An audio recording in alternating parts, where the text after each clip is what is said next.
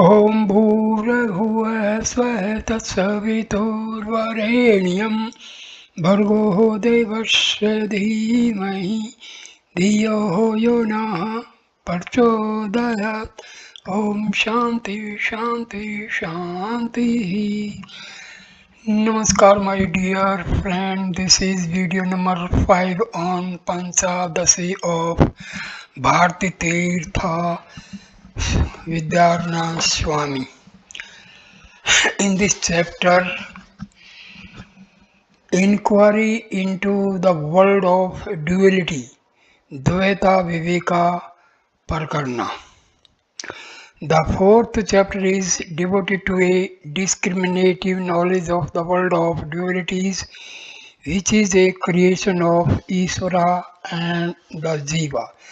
When the world is known to be a non-real superimposition, then the bonds of the Jiva will break. The fetters of the Jiva are forged by ignorance, and to remove ignorance, the cause of misery, we need the light of wisdom. Maya, the creatrix of the world. It cannot be said as some Mimamsakas assert that the Jivas themselves are the authors of the world through the latent potency called Adrashta. This view of the Mimamsakas contradicts the authority of the scriptures. The Svetaswatra Upanishad of the Black Yajurveda asks us to understand Maya as the primal nature or material cause of the world, and the wielder of the Maya, namely Brahma, as the Supreme Lord who creates the world. The Aitreya Upanishad of the Rig Veda says that prior to creation there was the Atma alone. It thought, let me procreate, and through its desire all these worlds came forth. In the Taittiriya Upanishad, the order of creation is traced to the Atma. The Chandogya Upanishad to the Samaveda proclaims, in the beginning the Sat alone existed, one only without a second. It desired, let me become many, and it created the elements and their effects. In describing the process of world creation, the Mundaka Upanishad of the Atharva Veda employs the analogy of the sparks issuing forth from fire. As from fire sparks are born, so from the Akshara, the imperishable, are created the manifold existents, both inert and intelligent. Fire that is not fed by fuel is not conditioned by limitations, and it does not give rise to sparks. The self that is not limited by the adjuncts Maya and nescience is impartite intelligence. It is not productive of the dualities of the world, but the specific nature of the intelligence as conditioned by Maya and Avidya creates the world. We hear from the Vidyarnaya Upanishad of the White Yajurveda that this world of names and forms has its roots in Brahma, which is the expressed sense of the word Tirtha. Prior to creation, the world was unmanifest and there was only Brahma. All the percepts of our present experience are posterior to creation. They are manifest in the forms of Virat and other objects. All these beings, subhuman, human, and superhuman, came from the Avyakta which alone existed prior to their production. These scriptural texts declare that Brahma entered into these dual thrones in the form of the Jiva. The immutable self became as it were the subject of modifications. The scriptures speak of the self's entrance only in a figurative sense. The proprietary rights which it seemed to exercise over the perishing body and mind are born of ignorance. The imperishable comes to be talked of in empirical usage as the finite jiva, and it is called the jiva because it is the sustainer of life. The intelligence, which is the fundamental substrate, the subtle body, and the reflection of intelligence in it constitute what is known as the jiva. Just as the pot ether, the pot with water, and the reflection of the cosmic ether in it constitute the content of the pot, so also the jiva is a complex of the substrate intelligence, the internal organ, antahakarana, its limiting adjunct, and the reflection of the intelligence obtained in it. Maya, which is the power of the Lord, has, besides the potency of creating the world, the power to delude the jiva. It is due to this delusion that the jiva imagines itself to be finite and particular. It forgets its infinity and blissful nature, identifying itself with the psychophysical organism. It becomes the experient of the sweets and bitters of life. The Lord is the creator of this world of sentient and insentient beings. Number 2, world created by Jiva. The world created by the Jiva is expounded in the Saptarnar Brahmana of the Vidyarnaya Upanishad. It is stated there that through knowledge and action of the Jiva brought forth the 7 ingredients of enjoyment. Those 7 are rice, etc., which form the food for man, Drishya and Purnamasa, which belong to the Devas, milk, the food for animals, mind, speech, and prana of the Jiva. These 7 ingredients are no doubt created by the Lord, for they form a part of the world of which Ishvara is the originator, sustainer, and destroyer. Though they owe their existence to the Lord, the character of their enjoyability is due to the Jiva. Ishvara is the ground of their existence. The Jiva is the subject of their experience. The world of the 7 ingredients is the offspring of Ishvara and the object of enjoyment for the Jiva. This is comparable to a damsel being the daughter of her father and the wife of her husband. The desire of the Lord in the form of function of Maya is instrumental in the production of the world. The desire of the Jiva in the form of a mental mood is the instrument to enjoy the world. It cannot be asserted that the enjoyability of an object is inherent in its existence and that therefore the agency of the Jiva is not intelligible. Though a ruby is a single object, it arouses in its experience different feelings and different emotions. These differences in experiencing the same object are due to the different modes of the mind. One person obtaining the ruby is overjoyed, another not obtaining it gets angry. A third, who is a saint, is unaffected by these changing passions.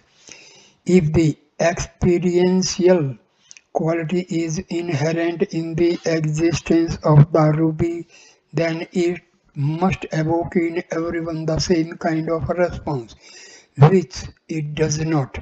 Hence, it is the jiva that has the agency in respective of experiential quality of the object. One and the same woman takes on different roles with regard to different persons.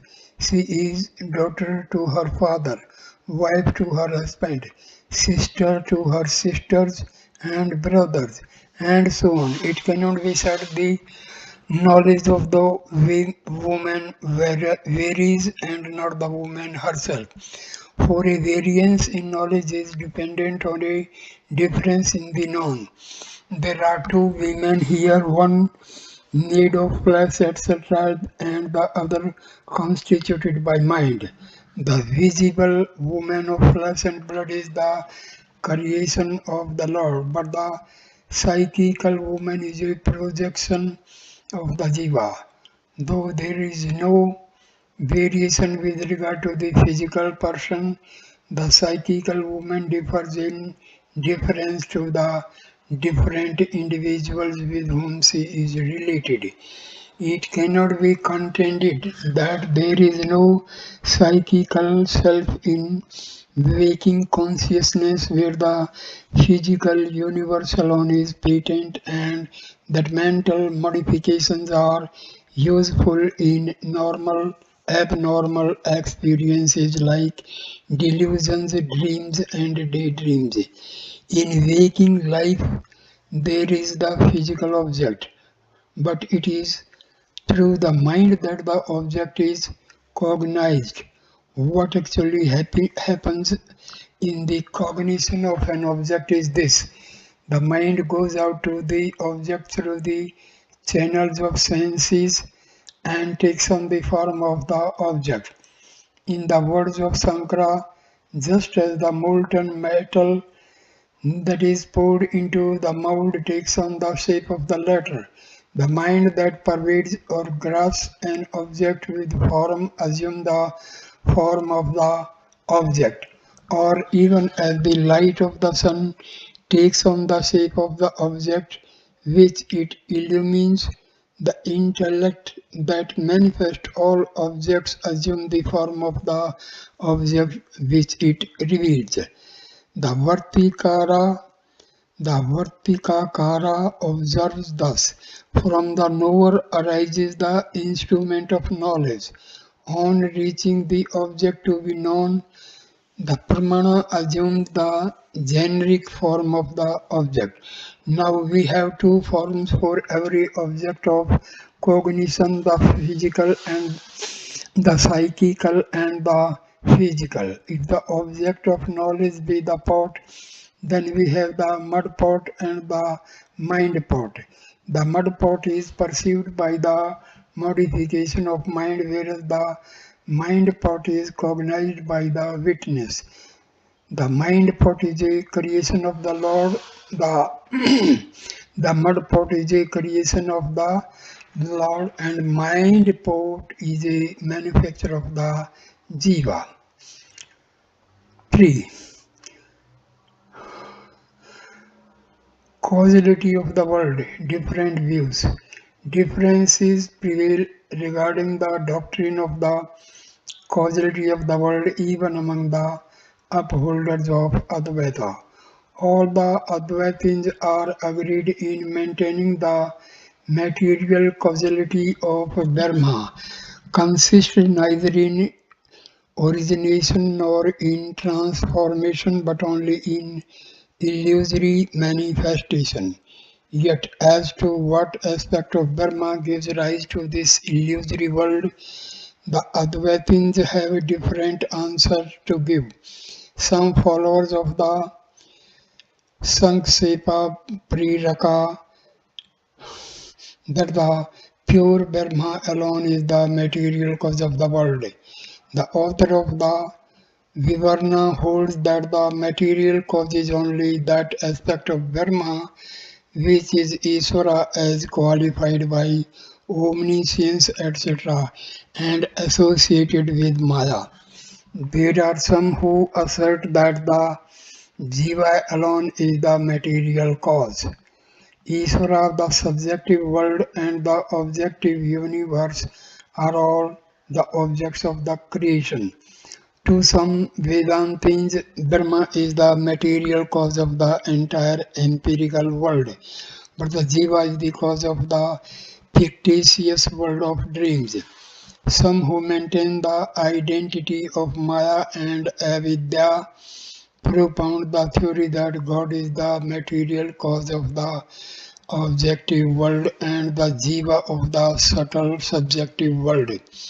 Others who hold that Maya and Avidya are not identical say that the Lord is the cause of the macrocosmic objective world, while the Jiva is the cause of the microcosmic subjective world, mind, etc. Since the universe of ether, etc., is a transformation of Maya located in the Lord, in respect of that, the Lord is the material cause. Since, however, the internal organ, etc., are products of the subtle elements produced by the Jiva's nescience in conjunction with the gross elements, which are the evolutes of the Maya located in the Lord. In respect of them, there is material causality of both the Jiva and the Lord. Brahma Tirtha Vidyarnaya seems to uphold the last mentioned view. According to him, Isvara and the Jiva are the joint creators of the world. But there is this difference. While Isvara is the principal author, the Jiva is only a subsidiary parent. In respect of the existence of the world, Isvara is the ground, whereas in respect of the enjoyment, the Jiva is the locus, and the nature of the creation of the Jiva is psychical rather than physical. Number 4. Jiva's bondage. The Jiva is bound by its own offspring. It forges its own fetters. The object of its enjoyment, which is psychical in nature, throws it into transmigratory existence. Through co-presence and co-absence, it can be shown that bondage is dependent on the mental manufacture of the jiva. The polarities of life like gaiety and grief stand or fall with the created world of the jiva. The polarities which constitute the bonds of the jiva do not depend on the external world created by the Lord. Though there are no external objects in dreams, the dreaming subject is bound, and though the external objects exist during the states of samadhi, swoon, and sleep, they do not bind the subject of these states. Hence, the principle of cooperation, co-presence, and co-absence is not applicable to grief and gaiety in relation to world created by the Lord. The polarities of empirical existence are but creations of the mind. A father, being falsely informed that his son in a far-off land is dead, weeps, even though the death of the son be a fact. So long as the news does not reach the father, he does not grieve. Elation and depression are dependent on the mind. They do not really rest on external facts. It is the mental world created by the jiva that binds it. It is the mind that makes a hell of heaven and a heaven of hell. If the mental world alone is the cause of bondage, And if bondage be not dependent on the external world, then of what use is the external world? The jiva has to do with its own world of mind. It is revolving as it were in a circular panorama from which it cannot get out. What the jiva is conscious of is only its mind and the modification thereof. Is this not subjectivism akin to that of the Buddhist Vidyarnaya? Is not Advaita then Buddhism in disguise and its author crypto-Buddhist? These fears are not well founded. Advaita is not subjectivism, though the immediate sense of bondage is the mental world. The cause of the world of mind is the external world. So far as the empirical level of existence is concerned, the Advaitin is a realist in the sense that he posits the existence of the external or extra mental world as the source and substance of the world of mind. In fact, even mind, according to Advaitin, is material and a superfine and subtle product of the five elements. Even accepting the argument of the opponent that the existence of external subjects is futile, the Advaitin can defend his position against the charge of subjectivism. To say that the external objects are useless is not equivalent to the negation of their existence. The criterion of reality is not pragmatic. Utility is not the test of truth. It is well known fact that the avenues of cognition do not have usefulness as their end, while the subjectivity denies the while the subjectivists deny the external objects altogether. The Advaitin accepts their relative existence, although he may or may not agree to the statement that they are futile. Fifth, knowledge the means to release. Now it has been said that bondage is born of mind. If the fetters be more creations of the mind, then may not the control of mind as laid down by the yoga system bring about release? Why then should Dharma knowledge be declared to be the means to liberation? The Advaitin replies that the yogic control of mind cannot yield lasting release. The tail of the dog looks straight so long as it is held straight, but as soon as it is let off, it assumes its natural curl. The attempt to achieve release through the method of yoga is analogous to the above example. Final liberation is not the fruit of mind control. It can be achieved only by Brahma knowledge. The essence of Vedantic teaching is that the cognition of Brahma is the only direct means to the realization of ultimate release. The Upanishads declare, knowing the divine, he is released from all bonds. Knowing the blissful, he reaches perfect peace.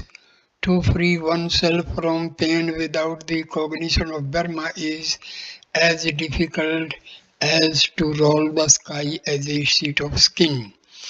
It is possible for the followers of Advaita to know the non-dual Brahma by realizing the non-reality of the world created by the Lord. Although the dualities of that world be not destroyed, as the rays of the sun are not different from the sun itself, as the appearance of the snake in the place of the rope has no other substrate than the rope. The world created by the Lord has no other ground than Brahma. Like the snake, it is an appearance and is not real.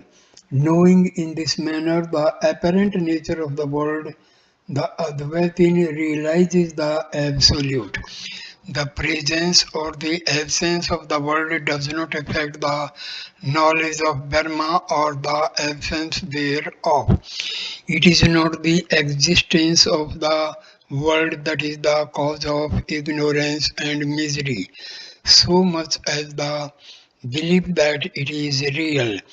If the non-manifestation of the world be the cause of Brahma knowledge, then all beings at the Parlaya and individuals during sleep must be realizing the bliss of Brahman, but they do not get rid of any science and become blessed with the vision of the Absolute, because they do not possess the light of the wisdom got from the preceptor and from the sacred Lord. Further, it is improper to be cross with the world created by the Lord, for instead of being an obstacle to the realization of the truth, it is an aid to it. Just as the existence of the pot does no way affect the knowledge of its clay clayishness, so also the world manifest by the Lord does not stand in the way of realizing that it has no reality apart from Brahma. On the contrary, the perceptor and the scripture, who form a part of the created universe, are valuable aids to the perception of the world. Twofoldness of sixth, twofoldness of duality created by Jiva. The duality created by the Jiva are twofold: those that are prescribed by scripture and those that are prohibited by it. Those that are enjoined by scripture ought not to be relinquished till the onset of wisdom. The inquiry into the nature of Dharma, which is identical with the self, is the mental world that is enjoined by scripture. Study, contemplation, and rational consideration of the implications of scripture are mental operations, and as such they are the creation of the jiva. They are to be given up when the real is known, but not till then. If it be said that enquiry is to be conducted for all time on the basis of the statement of the Shruti, which says that time should be spent in Vedantic inquiry till sleep and till death, the Advaitin replies that this passage of scripture is intended to prohibit thoughts about desire, etc., and not to enjoin the study, etc., of scripture by one who has realized the self. This is evident from the prior half of the Shruti passage, which declared that no room should be given to desire, etc., which are contrary to the bliss of release in life. There are scriptural texts which proclaim that even the Shastras must be relinquished after the intuition of Dharma. The wise one, after studying the scriptures and pondering often over their meaning and realizing the Supreme Self, ought to relinquish them as one would leave off burnt up firebrand.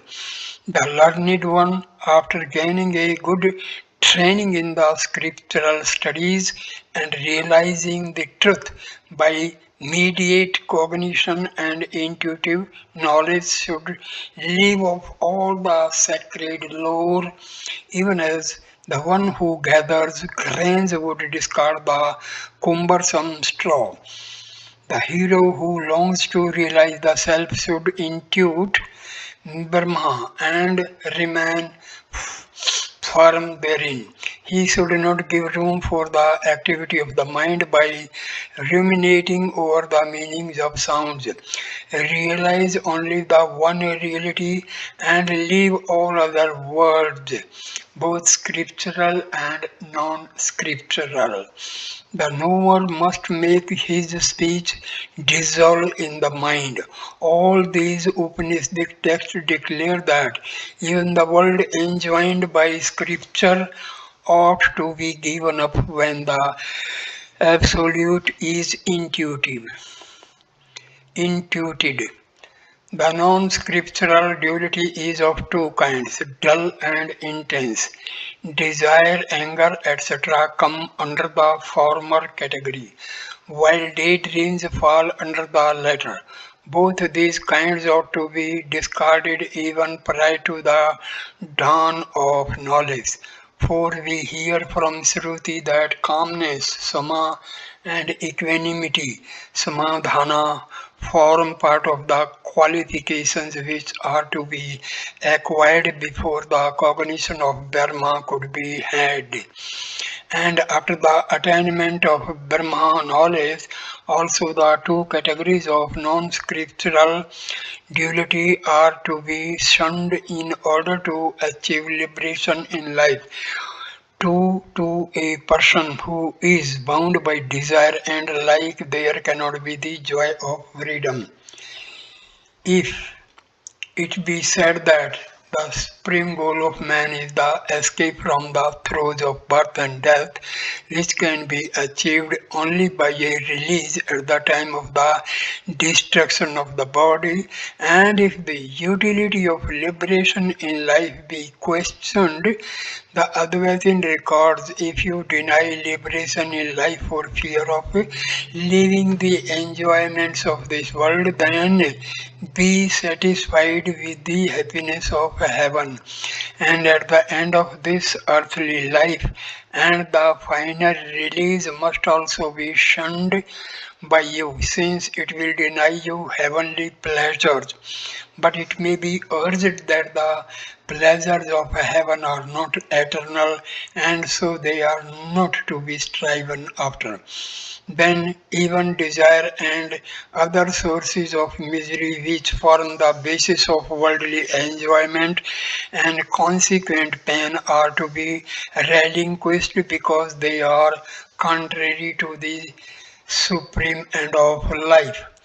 It may be thought that there is nothing wrong if an aspirant in the path of jnana does not leave off harmless desires which are instrumental to the enjoyment of his prarabdha, and that if he has freed himself from positively harmful wishes, he can enjoy the object of this world. But this is not a correct line of reasoning. A jnani is he who has transcended the path of works, and he cannot be free from works if he has not discarded all his desires. Desire is the seed of deeds, and it is by destroying the seed that the offshoot can be totally made to perish. If a person has not renounced all desires, even after knowing the truth, then he will land himself in a life of chaos, fraught with the danger of degradation and death. He would descend to the animal level, living a life of instincts and impulses. If the jnani were to be led by the lure of his instincts, then as Sureswara says, there would be no distinction between him and the dog which lives upon field. Prior to knowledge, he had to experience only his mental worries. But now, after acquiring knowledge, or if he has not renounced his desires, he has to put up with the chiding of the people. The truth is that there can be no knowledge unless even the trace of desire vanishes. The seeker of the truth must renounce all worldly desires, and then he will be adored by all. The way to renounce desire is to refrain from longing for the worldly objects. If the object of desire be recognized as perishable and as a source of pain, there will be no desire for it. The external objects can lure us only so long as we run after them in the hope of getting happiness. But when, on inquiry, we find that they are not the real source of happiness, all their charm will fade and we shall cease to pursue them. The mental functions like desire are to be renounced because they are productive of pain. But why should harmless occupations of the mind such as daydreams and idle musings be prohibited? It is true that the latter kind of mental operations is not directly the source of misery, but it is nevertheless the root of pain since it is the cause of desire and other defects. Sri Krishna says in the Gita, attachment to objects is formed in a man who constantly thinks of them. From attachment springs longing, and from longing anger grows. 7.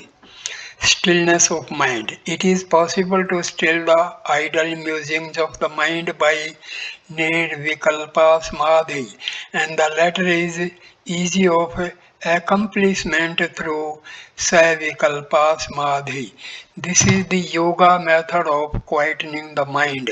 The other method of mental conquest, namely the prolonged uttering of the Parnava, is adopted by those who live in solitude, who are rid of the defects of the internal organs such as desire and who have known the truth.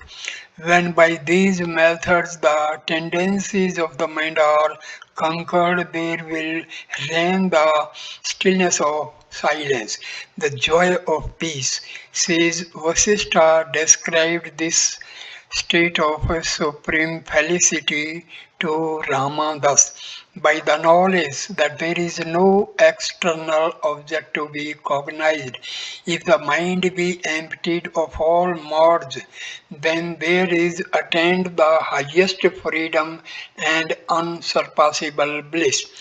The scriptures have been sufficiently studied and their implications have been understood by people through discussions and instructions.